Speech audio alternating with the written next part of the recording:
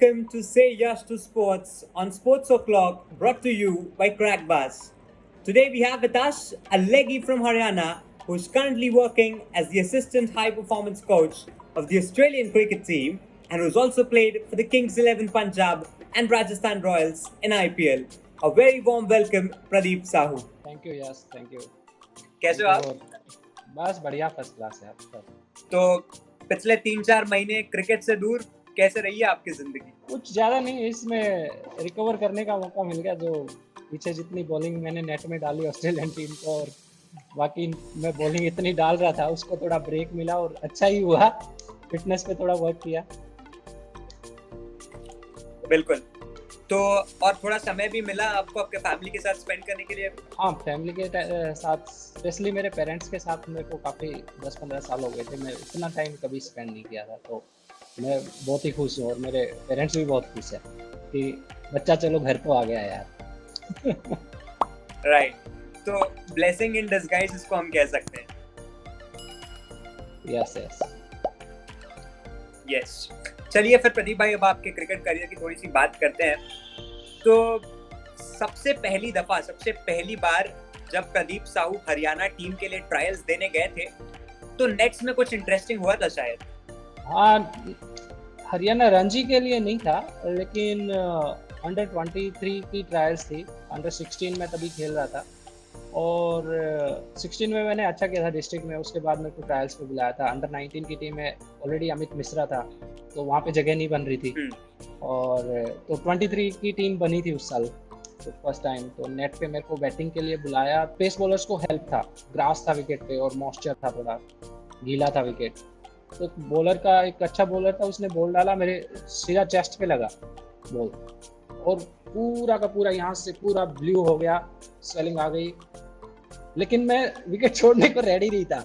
सब मेरे को कोचेज वगैरह से बोले कि चलो ठीक है, जाओ अभी कोई बात नहीं, बाद में कर लेना।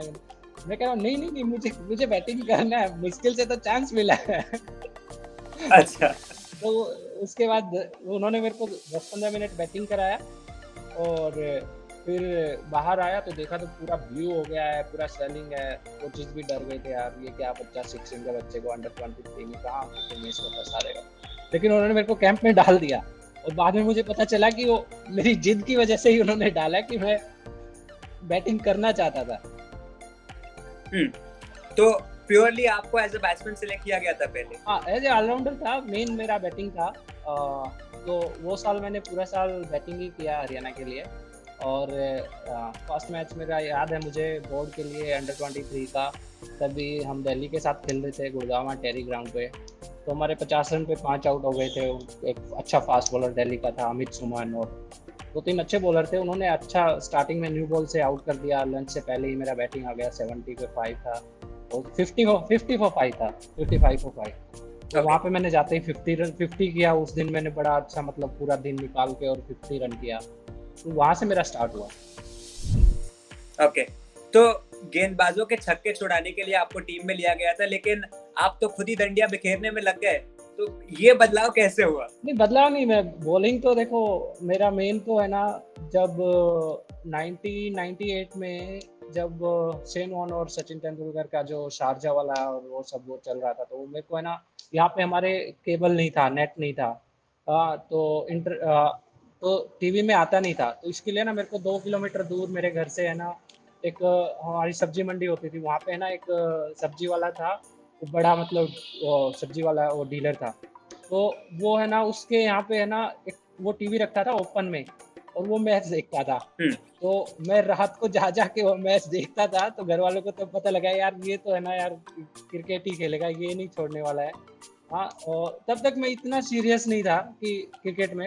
लेकिन उसके बाद तो पता नहीं क्या जुनून आया मेरे को। फिर अनिल कुंबले के 10 विकेट जो थे, ये टीवी पे देख के वो जुनून बढ़ता ही चला गया और गेम के लिए जो लव था वो बढ़ता ही चला गया। आई थिंक वो शारजा वाला मुकाबला तो कोई नहीं भूल सकता, जब सचिन तेंदुलकर ने जमकर पिटाई की थी शेन वॉर्न की। या बहुत ही बढ़िया था यार वो तो, उससे बढ़िया कुछ नहीं हो सकता।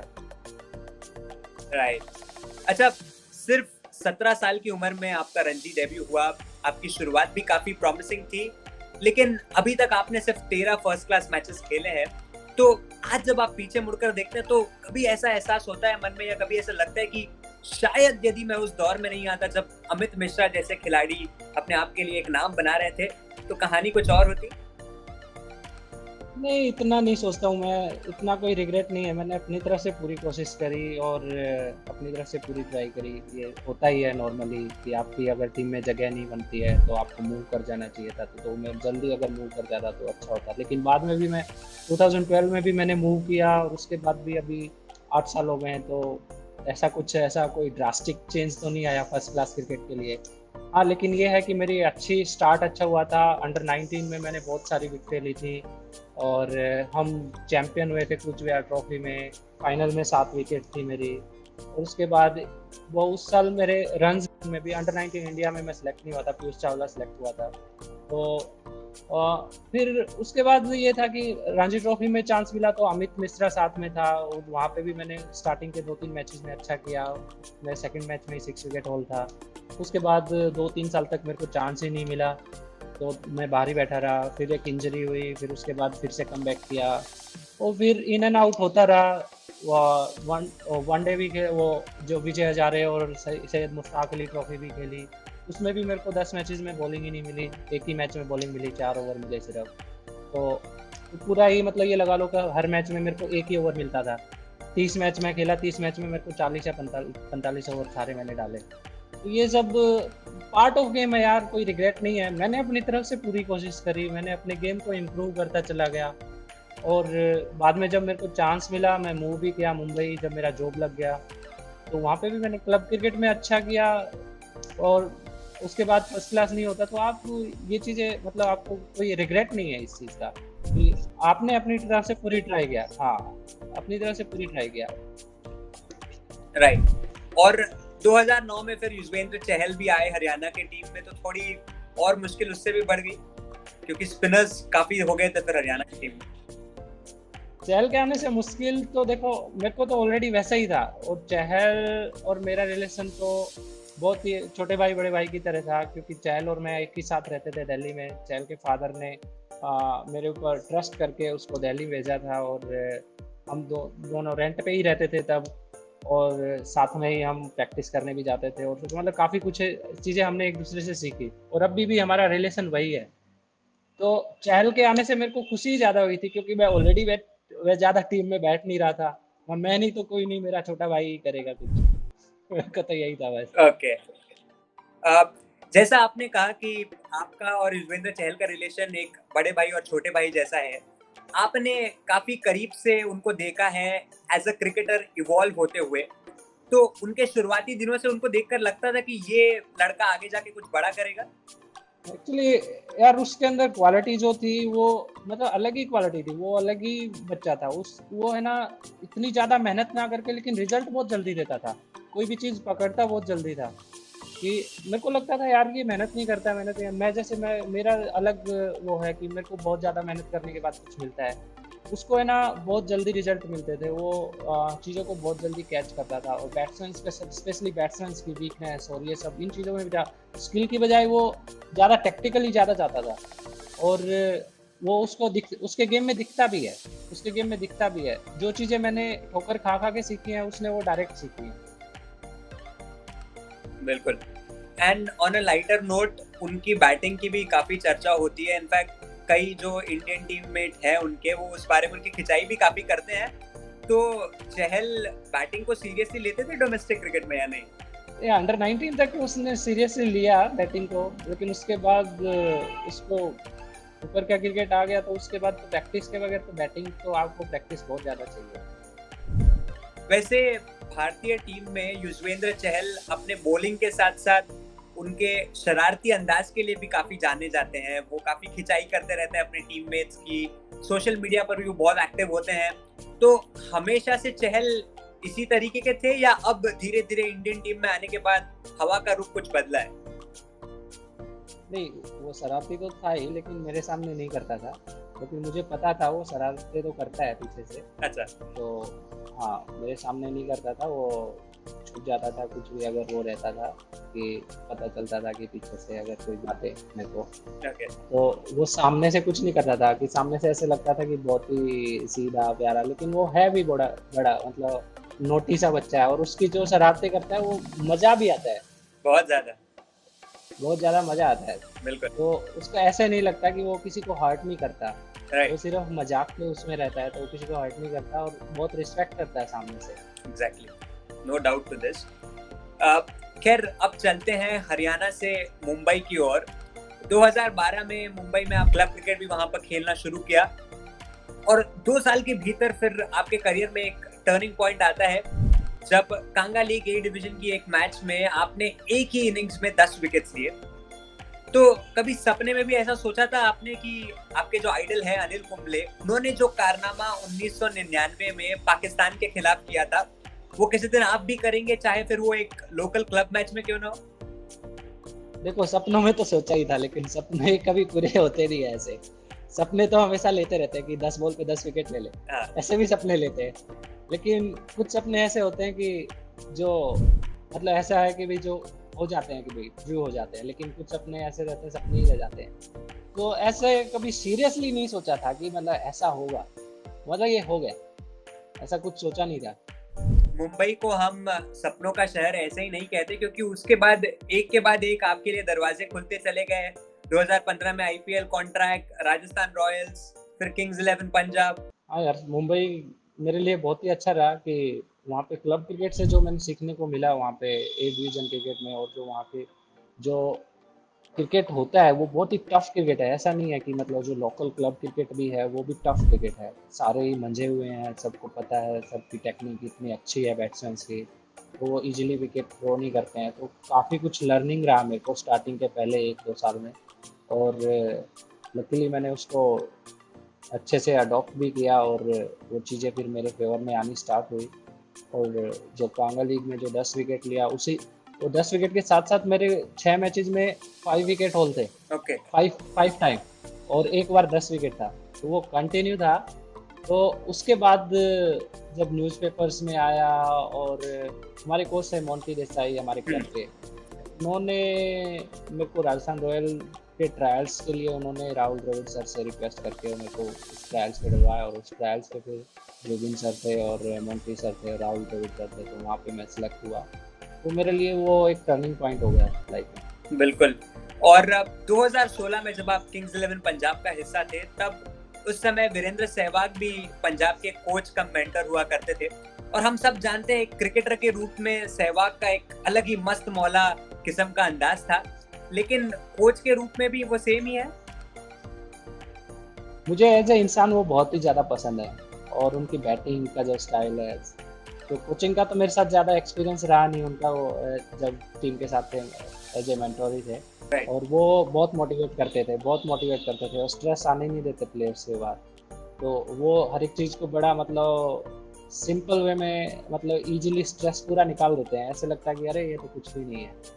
और मेरा उनके साथ यही था कि मैं 2 साल था टीम में, और मैंने काफ़ी मतलब अच्छी चीज़ें सीखी उनसे, काफ़ी अच्छी चीज़ें उन्होंने बताई। जब मैं 2016 में जब मैं टीम में सेलेक्ट हुआ था, तो मैं ट्रायल्स पे मैं गया था, DY पाटिल पे ट्रायल्स था, और जिसमें संजय बांगर सर और श्रीधर सर थे जिन्होंने ट्रायल लिया था।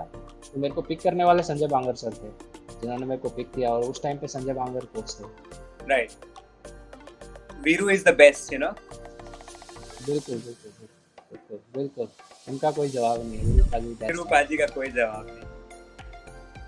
और देखिए, ऐसा कहते हैं कि life always finds a way to surprise us, और ऐसा ही कुछ आपके साथ भी हुआ सितंबर 2018 में, जब एक फोन कॉल आया आपको कि दुबई जाना है बॉलिंग डालने, लेकिन क्यों और किसे, शायद इस बारे में इतनी जानकारी नहीं थी आपको उस वक्त। बिल्कुल, ये तो मैं यही कहूँगा कि मैं इतने सालों से जो मेहनत कर रहा था, और जो मैं सोचता था कि इंटरनेशनल टीम का ड्रेसिंग रूम कैसा होता होगा, और ये सारी चीज़ें, कभी मैं इंटरनेशनल खेल पाऊँगा नहीं खेल पाऊँगा, लेकिन भगवान ने दूसरे तरीके से सुन लिया कि इंटरनेशनल टीम के साथ ड्रेसिंग रूम भी शेयर किया, और उनके साथ प्रैक्टिस भी किया, और वो कैसे मतलब वो रहता है वहाँ।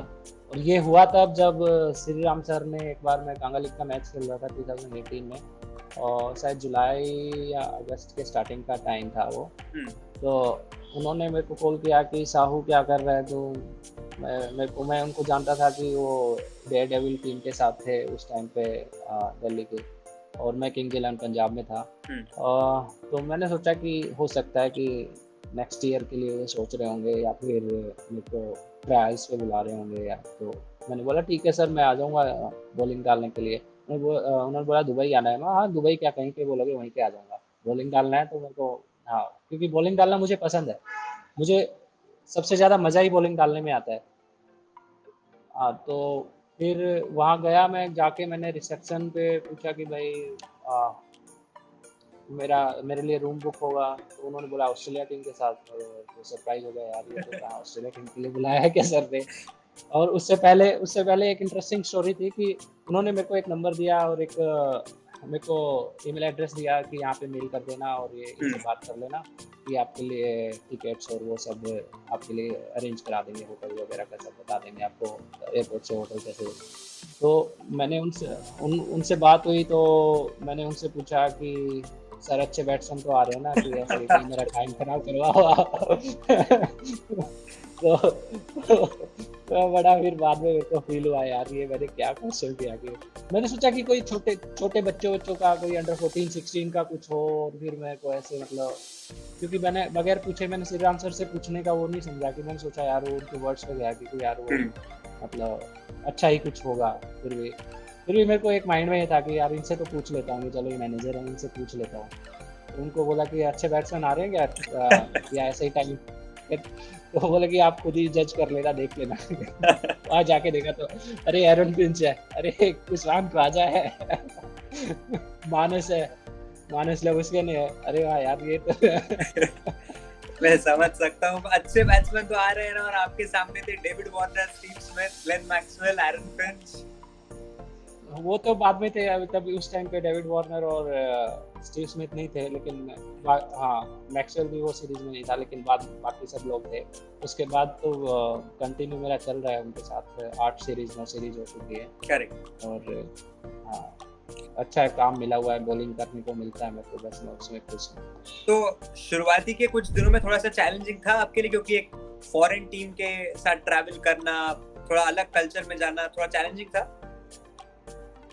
नहीं, ऐसा उन्होंने मुझे कभी फील ही नहीं होने दिया। उन्होंने बिल्कुल मेरे को अपने टीम मेंबर की तरह ही रखा, और हर चीज़ में पूरा मेरे को सपोर्ट किया और हेल्प किया, और मतलब अच्छे से, मतलब ट्रीटमेंट मेरे साथ बहुत ही अच्छा किया उन्होंने। तो मेरे को भी मतलब सीखने को भी बहुत सारी चीज़ें मिली उनसे। तो ऐसा कुछ हुआ नहीं कि ऐसा कुछ लगा नहीं कि कभी कि मैं मतलब अलग से हूँ या बाहर से हूँ या कुछ है। तो मैं टीम का पार्ट ही समझता था और समझता हूँ अभी। फैंटास्टिक। और देखिए, जब भी हम ऑस्ट्रेलियन टीम की बात करते हैं तो वो जाने जाते हैं अपने एग्रेसिव ब्रांड ऑफ क्रिकेट के लिए। मैदान पे वो बिल्कुल 1 इंच भी नहीं देंगे अपने विरोधियों को, लेकिन of the field dressing room में किस तरीके का माहौल होता है ऑस्ट्रेलियन टीम में? क्या इतनी कॉम्पिटिटिवनेस आपस में भी प्लेयर्स की होती है?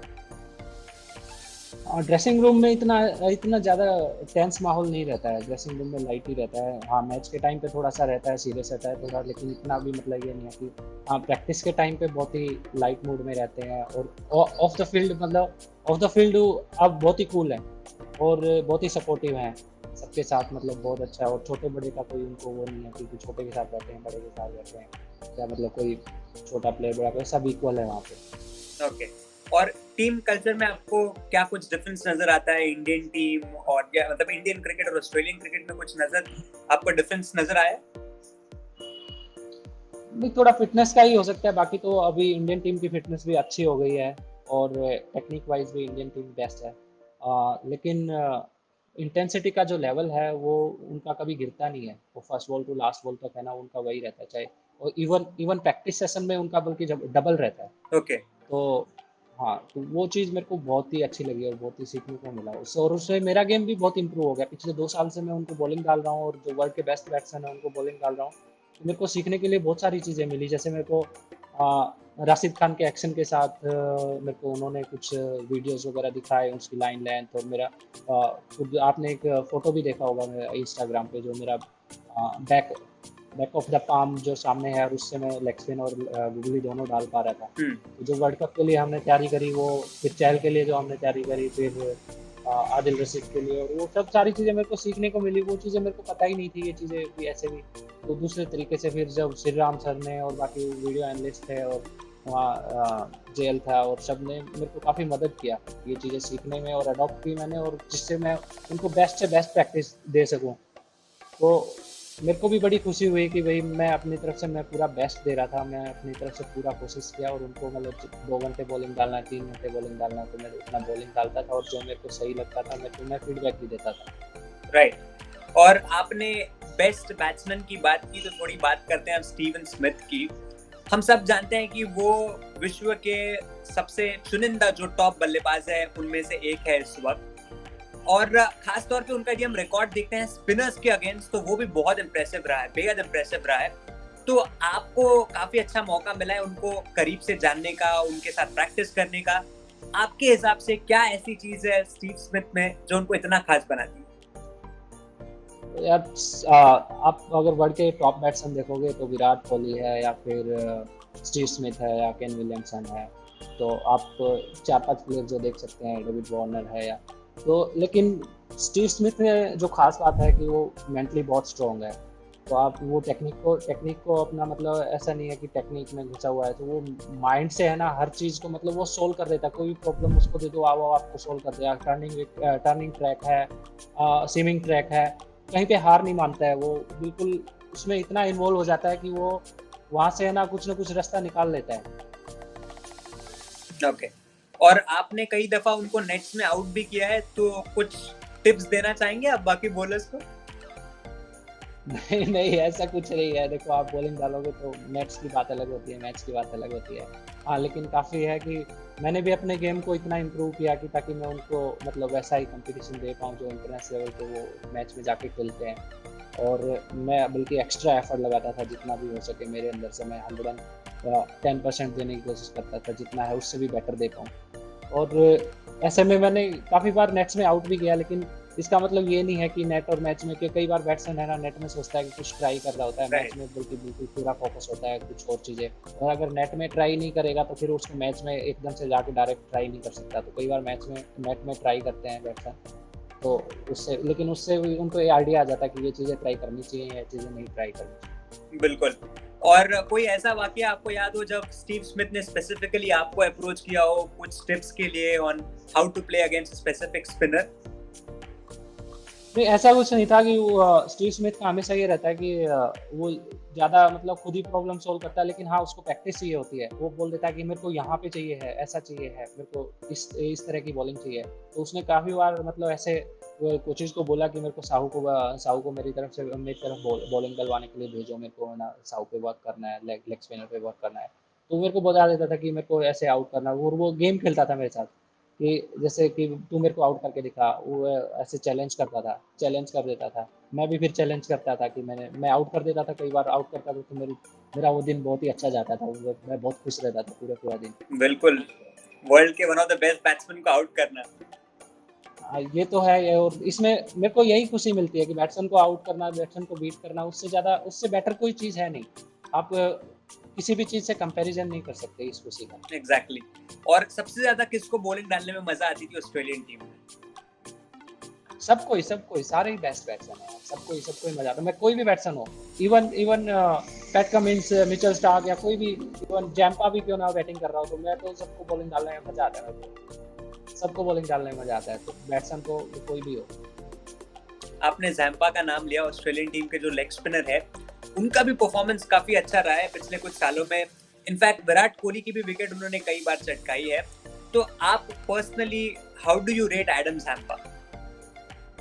जैम्पा बहुत ही अच्छा प्लेयर है यार, और वो मतलब आप उसके फेस से नहीं देख सकते, लेकिन वो फाइटर है, अंदर से बहुत फाइट करता है। वो मतलब फाइटिंग स्पिरिट उसके अंदर बहुत ही ज़्यादा है। तो उसने, आप देखोगे कि उसकी बॉलिंग में भी कितना इम्प्रूवमेंट आया है। उसने रनों पे बहुत वर्क किया है, उसने अपने बॉलिंग में ड्रिफ्ट उसका बड़ा अच्छा हो रहा है अभी। उसने अपने एक्यूरेसी पे बहुत वर्क किया है। वो फाइटर प्लेयर है यार, मैं उसको रैंक मतलब बड़ा हाई करता हूँ। और वो मैं चाहता हूँ कि वो आगे जाके टेस्ट क्रिकेट में भी वो ऑस्ट्रेलिया के लिए खेले। और और वो खेल सकता है। I definitely feel he can play, क्योंकि उनका जो रिकॉर्ड अभी तक रहा है वो बहुत इम्प्रेसिव है। और प्रदीप भाई, 2019 वर्ल्ड कप में भी आप बतौर एक assistant spin coach Australian team के साथ मौजूद थे, तो इतने बड़े टूर्नामेंट में एक सपोर्ट स्टाफ के रूप में टीम के साथ ट्रैवल करना, उस एक्सपीरियंस के बारे में यदि आप थोड़ा बताना चाहें। तो बहुत ही यार अच्छा एक्सपीरियंस था, और मतलब इससे बेटर कुछ नहीं हो सकता। और मैं बहुत ही थैंकफुल हूँ श्रीराम सर का, जिन्होंने मेरे को इंट्रोड्यूस कराया स्टार्टिंग में ऑस्ट्रेलिया टीम के साथ, और फिर कंटिन्यू उन्होंने मेरे को हमेशा सपोर्ट किया, और उनसे भी बहुत सीखने को मिला। वो स्पिन कोच हैं ऑस्ट्रेलिया टीम के, और उनसे मेरे को बहुत सारी चीज़ें सीखी। और वहाँ जाके, और जब मैं इंग्लैंड गया तो यार मेरे को लगा कि यार देखो, मतलब मैंने जो इतने साल मेहनत किया है उसका भगवान ने है ना रिजल्ट मेरे को दिया है। तो मैं जब सब टीम के साथ हर एक ग्राउंड में ट्रैवल कर रहा था टीम के साथ में, जब हम सारी जगह मतलब प्रैक्टिस कर रहे थे ग्राउंड्स में, जब हम अलग अलग वेन्यूज़ पे जा रहे थे, अलग अलग टीम से मिल रहे थे, तो मुझे ऐसे फील हो रहा था जैसे मैं मतलब 15th मेंबर हूँ टीम का। तो ऐसे मतलब फील, मतलब मेरे को ऐसा आ रहा था कि जैसे जो मेहनत मैंने किया इतने सालों तक, उसका भगवान ने कहीं ना कहीं रिजल्ट दे दिया। एज ए प्लेयर भी दिया, तो कहीं ना कहीं वो काम एज ए प्लेयर वाला एज ए प्लेयर वाला ही है, और लेकिन स्पोर्ट्स का। तो पहली दफा जब वो क्रिकेट ऑस्ट्रेलिया की किट पहनी थी, तो वो फीलिंग याद है आज? बिल्कुल बिल्कुल, जब टी शर्ट मेरे को मिली थी, मैं स्टार्टिंग में जब पहले दिन जब मैं गया था, तो जाते ही ना उन्होंने मेरे को टी शर्ट दिया, और वो सब टी शर्ट क्या, मेरा पूरा का पूरा बैग उन्होंने बना के रखा हुआ था। तो सेकंड और थर्ड डे की बात है। फर्स्ट डे उन्होंने मेरे को बुलाया, नेक्स्ट डे देखा मेरा एक तरह से ट्रायल्स हुआ, और पहले जेल ने मेरे को है ना वैसे ही सेंटर विकेट पे ऐसे विदाउट पैड ही, मतलब उसने मेरे को ऐसे देखा, पैड बोला बॉल डालो। मेरे को 2-3 बॉलें मैंने डाली, तो फिर उनको थोड़ा लग गया कि हाँ ये अच्छा बॉलर है। तो फिर उन्होंने बोला कि ठीक है चलो नेट्स में देखते हैं। फिर नेट्स में मैं बॉलिंग डाला 2 घंटे के 2.5 घंटे के करीब, और उसके बाद फिर पूरी टीम को उन्होंने इकट्ठा किया, और फिर मेरे को मतलब बोलने के लिए बोला कि भाई आप लेग स्पिनर हो, आप लेग स्पिन के क्या क्या मतलब आप वेरिएशन डालते हो, लेग स्पिनर को कहाँ से पिक करना चाहिए, रिस्ट की क्या क्या पोजीशन होती है। और तो वो पहला दिन मेरे लिए है ना, मतलब मैं कभी नहीं भूल सकता। उस दिन के बाद से मेरी लाइफ ही चेंज हो गई। मतलब मेरे को नहीं, मैं ये सोच के नहीं गया था कि मैं टीम के साथ रहने वाला हूँ या कुछ है। मैं यही सोच के गया था 2-3 दिन मैं बॉलिंग डालूंगा नेट में, और उसके बाद आ जाऊँगा। लेकिन अभी 2 साल से ऊपर हो गया है, 2 साल के आसपास हो गया है, और मैं अभी भी कंटिन्यू उनके साथ हूँ। मैं लास्ट टूर भी मैंने जो साउथ अफ्रीका में मैं T20 सीरीज में था, तो काफ़ी मतलब मेरे लिए वो दिन बहुत ही बड़ा दिन। और इसीलिए शायद कहते हैं कि मेहनत करते रहो और फल आपको इवेंचुअली मिलेगा ही। कहीं ना कहीं जो आप मेहनत करते हो, शायद इंडियन टीम के लिए ना सही, लेकिन ऑस्ट्रेलियन टीम के साथ अब जो है आपका कारवा आगे बढ़ रहा है। आई रियली होप कि ये आगे ऐसे ही चलते रहे। Thank you. वही है कि मेहनत आप करते रहो, आप अपने गेम को इम्प्रूव करते रहो, बाकी ज़्यादा सोचो मत। मतलब जो आप, वही है कि सक्सेस कोई, मतलब मेरा जो मानना है कि सक्सेस है ना कोई डेस्टिनेशन नहीं है। आप है ना, ये जो जर्नी है, आप जर्नी को एंजॉय करते रहो। आप कोई ऐसा ये मत बनाओ कि आपको ये चीज़ मिलेगी तो ही आप खुश होगे। तो ज़रूरी नहीं, आप खुश होने के लिए आपको नेट में बॉलिंग डाल के भी खुश हो सकते हो, आप क्लब का मैच खेल के भी खुश हो सकते हो, लेकिन आप सीखना मत छोड़ो।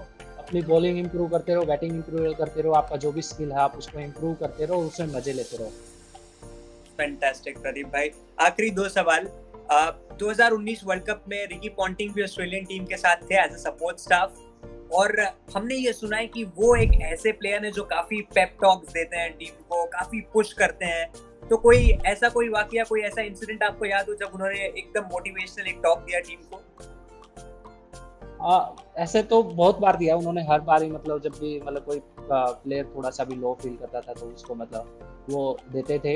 लेकिन है ना, वो बहुत ही मेहनती हैं, और बहुत ही थ्रो डाउन्स हो गया, कुछ भी हो गया, तो टीम के साथ है ना, सारे प्लेयर्स के साथ वो बहुत ही इन्वॉल्व रहते थे, और एक अलग ही एनर्जी उनके अंदर है, और टीम के अंदर वो सारी की सारी एनर्जी वो ट्रांसफर कर देते हैं। राइट। और मेरे को याद है कि जब हम साउथहैम्पटन में हम नेट लगा रहे थे, तो उसमें डेविड वार्नर और स्मिथ बैटिंग कर रहे थे, और मैं बॉलिंग बहुत अच्छी डाल रहा था। तो उन्होंने फिर जो उनको बोला कि इसको स्टार्ट करो मारना, तो फिर उन्होंने, डेविड वार्नर ने मेरे को हिट करना स्टार्ट किया, और फिर उन्होंने उधर से आके मेरे को बोला कि अभी इनको मारने नहीं देना है। तो वो मतलब दोनों तरफ से मोटिवेट करते थे, इधर भी उधर भी। वो तो उससे अलग ही एनर्जी आती थी उससे। राइट, जो पॉजिटिव एनर्जी से भर देते थे पूरी टीम को। पूरी टीम को पूरा उनमें अलग ही एनर्जी रहती थी उनके, मतलब आते ही मतलब एक एनर्जेटिक यार पूरा का पूरा। और वर्क एथिक उनका बहुत ही अच्छा। खुद मतलब वो सामने से लीड करके मतलब खुद मतलब जैसे थ्रो डाउन्स करना हो गया, कुछ भी करना हो गया, कि वो हमेशा हेल्प करने के लिए रेडी रहते थे कि तुम आओ वर्क करने के लिए आओ, मैं रेडी हूँ। एग्जैक्टली और इसीलिए वो बतौर कप्तान भी उनके दौर में वो बहुत सक्सेसफुल रहे हैं। He is a leader, a born leader I feel, Ricky Ponting. या बहुत सही में लीडर है। बिल्कुल। और प्रदीप भाई, आखिरी सवाल, हरियाणा से मुंबई, मुंबई से आईपीएल और आईपीएल के बाद फिर क्रिकेट ऑस्ट्रेलिया, तो यहाँ से आगे का रास्ता प्रदीप साहू अपने आप के लिए किस तरीके का देखता है? कुछ नहीं यार, वही जो चल रहा है वही, अपना बॉलिंग इंप्रूव करते रहो, गेम करते रहो, अपनी बॉडी को फिट रखो, अच्छा खाओ, अच्छे से रेस्ट करो, खुश रहो।